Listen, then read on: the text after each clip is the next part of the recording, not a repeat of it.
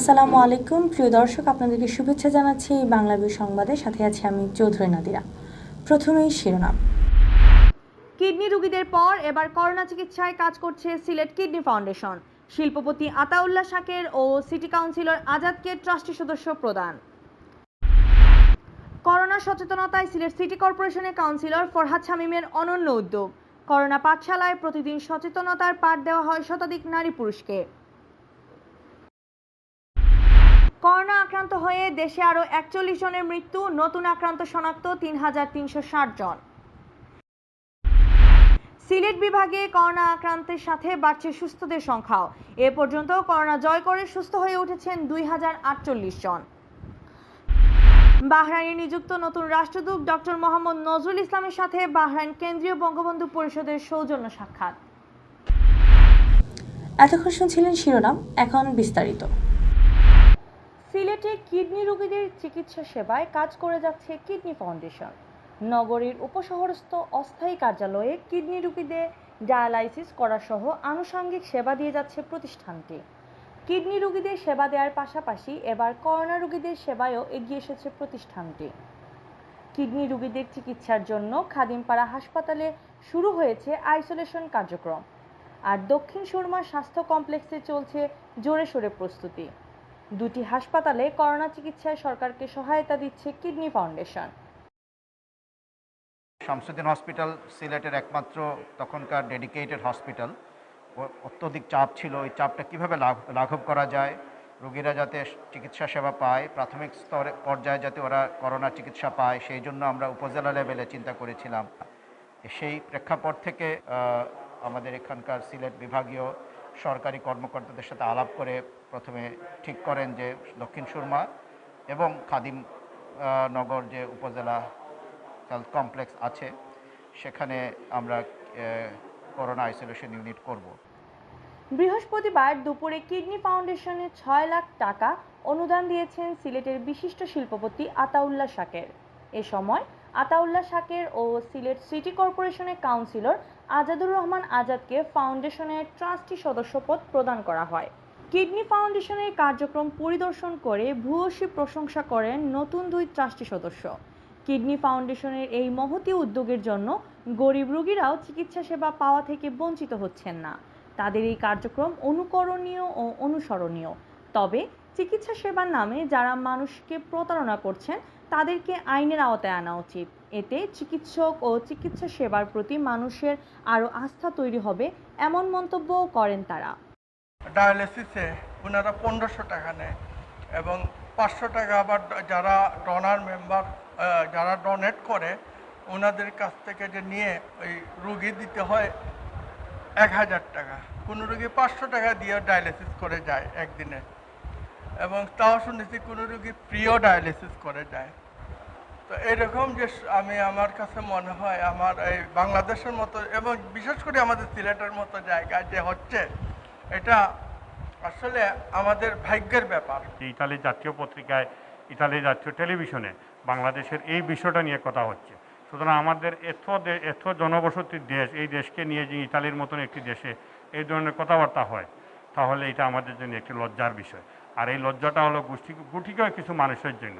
আমরা এই গুটিকয় মানুষকে আইনের আওতায় এনে তাদের দৃষ্টান্তমূলক শাস্তি অতি তাড়াতাড়ি হয়ে যায় না। কিডনি বা করোনার মতো রোগীর চিকিৎসা সরকারের একার পক্ষে নিশ্চিত করা সম্ভব নয়।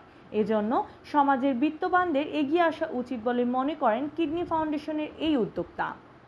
সরকারের একা পক্ষে সম্ভব নয়। আমরা যদি বিত্তশালী আগাইয়া আসি তখন গিয়া কোভিড মোকাবিলা করতে একটু সুবিধা হবে।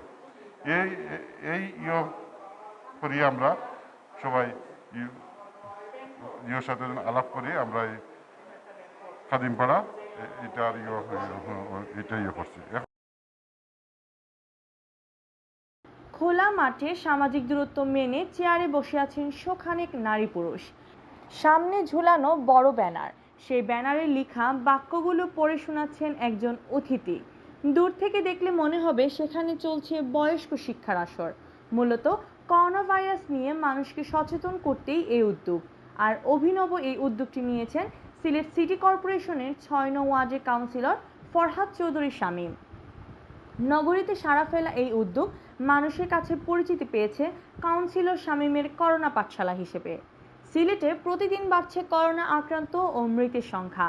সিটি কর্পোরেশনের ২৭টি ওয়ার্ডের মধ্যে ২৪টিকে রেড জোন হিসাবে চিহ্নিত করা হয়। এই রেড জোনে থাকা ওয়ার্ডগুলোর মধ্যে অন্যতম ৬ নং ওয়ার্ড।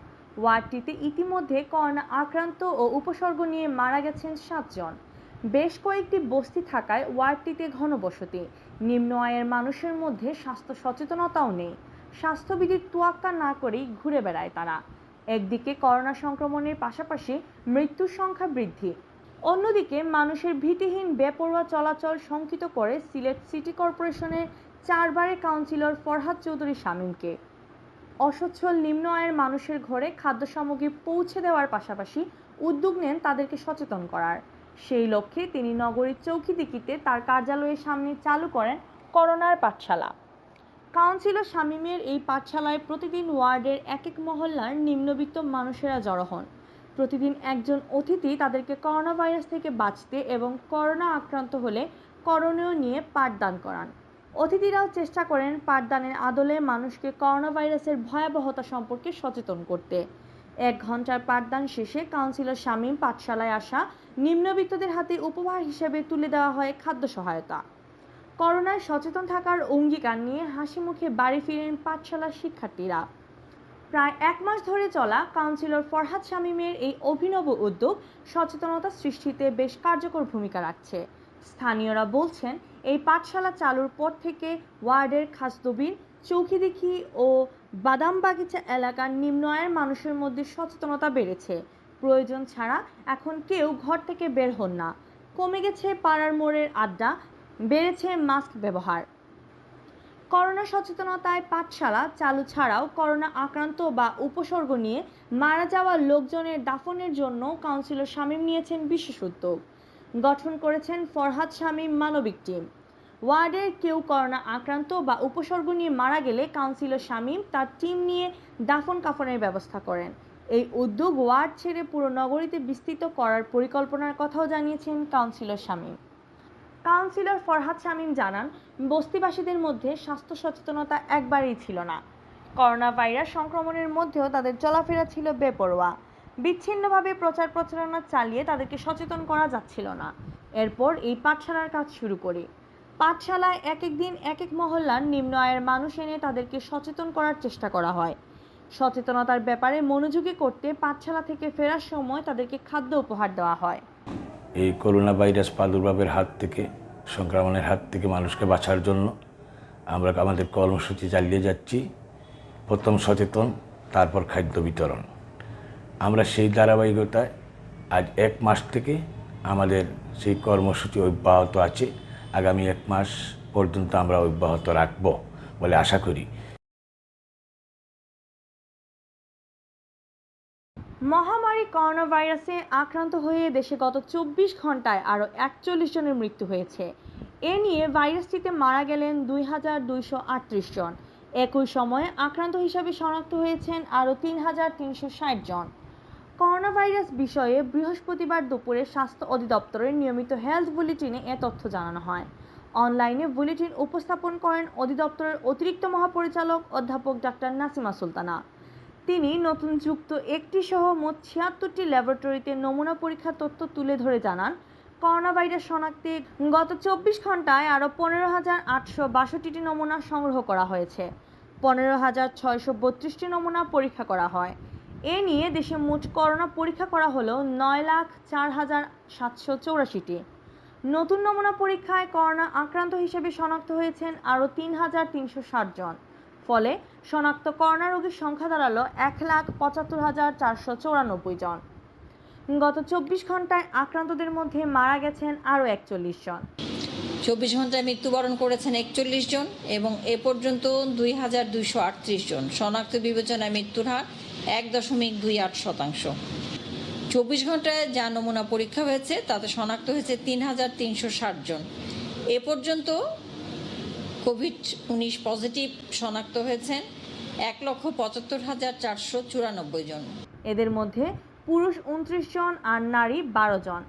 এদের মধ্যে হাসপাতালে মারা যান ৩৮ জন এবং বাসায় মৃত্যু হয় ৩ জনের। এ নিয়ে মোট মৃত্যু হলো 2238 জনের।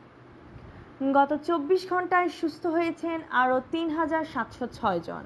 এ নিয়ে মোট সুস্থ রোগীর সংখ্যা দাঁড়ালো 84,544 জনে। 24 ঘন্টায় সুস্থ হয়েছেন 3706 জন। এ পর্যন্ত সুস্থ 84,544 জন। শনাক্ত বিবেচনায় সুস্থতার হার 48.17%। করোনা ভাইরাস থেকে নিজেকে ও পরিবারের সদস্যদের সুরক্ষিত রাখতে সবাইকে স্বাস্থ্যবিধি পালনের আহ্বান জানানো হয় বুলেটিনে। সিলেটে করোনা আক্রান্তদের সাথে বাড়ছে সুস্থদের সংখ্যাও। এখন পর্যন্ত সিলেট বিভাগের করোনা জয় করে সুস্থ হয়ে উঠেছেন 2048 জন, আর আক্রান্ত শনাক্ত হয়েছেন 5573 জন। বুধবার সিলেট বিভাগে করোনা রোগী শনাক্ত হয়েছেন 119 জন। এদের মধ্যে সিলেট জেলায় 40 জন, সুনামগঞ্জে 18 জন, হবিগঞ্জে 28 জন ও মৌলভীবাজারে 33 জন। বিভাগীয় স্বাস্থ্য পরিচালক কার্যালয় সূত্র জানায়, বৃহস্পতিবার সকাল 8টা পর্যন্ত সিলেট বিভাগে করোনা আক্রান্ত হিসেবে শনাক্ত হয়েছেন মোট 5573 জন। এদের মধ্যে সিলেট জেলায় 2967 জন, সুনামগঞ্জে 1136 জন এবং হবিগঞ্জে 862 জন, মৌলভীবাজারে 608 জন। এদিকে সিলেট বিভাগে করোনা মুক্ত হয়ে গত 24 ঘন্টায় হাসপাতাল থেকে বাড়ি ফিরেছেন 66 জন। এদের মধ্যে সিলেটের 26 জন, সুনামগঞ্জের 32 জন, হবিগঞ্জের 2 জন এবং মৌলভীবাজারের 6 জন। আর এ পর্যন্ত মোট সুস্থ হওয়া রোগীদের সংখ্যা দাঁড়িয়েছে 2048 জনে। এদের মধ্যে সিলেটে 617 জন, সুনামগঞ্জে 775 জন, হবিগঞ্জে 337 জন এবং মৌলভীবাজারে 319 জন। সিলেট বিভাগে গত 24 ঘন্টায় করোনা কেড়ে নিয়েছে আরও একজনের প্রাণ। তিনি মৌলভীবাজারের বাসিন্দা। এই একজন সহ সিলেট বিভাগে মোট মৃত্যুর সংখ্যা 95 জন। এদের মধ্যে সিলেট জেলার 74 জন, সুনামগঞ্জের 8 জন, হবিগঞ্জের 6 জন এবং মৌলভীবাজারের 7 জন। বাহরাইনে নিযুক্ত বাংলাদেশের নতুন রাষ্ট্রদূত ডক্টর মোহাম্মদ নজরুল ইসলামের আমন্ত্রণে বাংলাদেশ দূতাবাসের সৌজন্যে সাক্ষাৎ করেছেন বাহরাইন কেন্দ্রীয় বঙ্গবন্ধু পরিষদের নেতৃবৃন্দরা। বুধবার স্থানীয় সময় সকাল 11:30টায় এ সাক্ষাৎ অনুষ্ঠিত হয়। বাহরাইন থেকে মোহাম্মদ স্বপন মজুমদার জানান, এ সময় উপস্থিত ছিলেন বাহরাইন বঙ্গবন্ধু পরিষদের সভাপতি দুলাল দাস, সাধারণ সম্পাদক আমির হোসেন, মোহাম্মদ ইয়াসিন আরাফাত, রূপন দাস, মোহাম্মদ আজাদ ও মোহাম্মদ বাবু। এ সময় রাষ্ট্রদূত ডক্টর মোহাম্মদ নজরুল ইসলামকে তারা ফুলের শুভেচ্ছা ও অভিনন্দন জানান। সৌজন্য সাক্ষাতের সময় রাষ্ট্রদূতের সঙ্গে উপস্থিত ছিলেন শ্রম কাউন্সিলর শেখ মোহাম্মদ তৌহিদুল ইসলাম।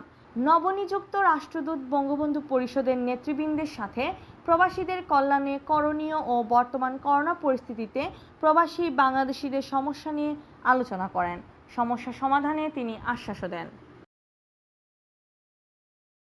এতক্ষণ শুনছিলেন বাংলা বিউ সংবাদ। এরপর প্রচারিত হবে সিলেটের আঞ্চলিক ভাষার সংবাদ। দেখার আমন্ত্রণ রইল। সাথে থাকার জন্য ধন্যবাদ।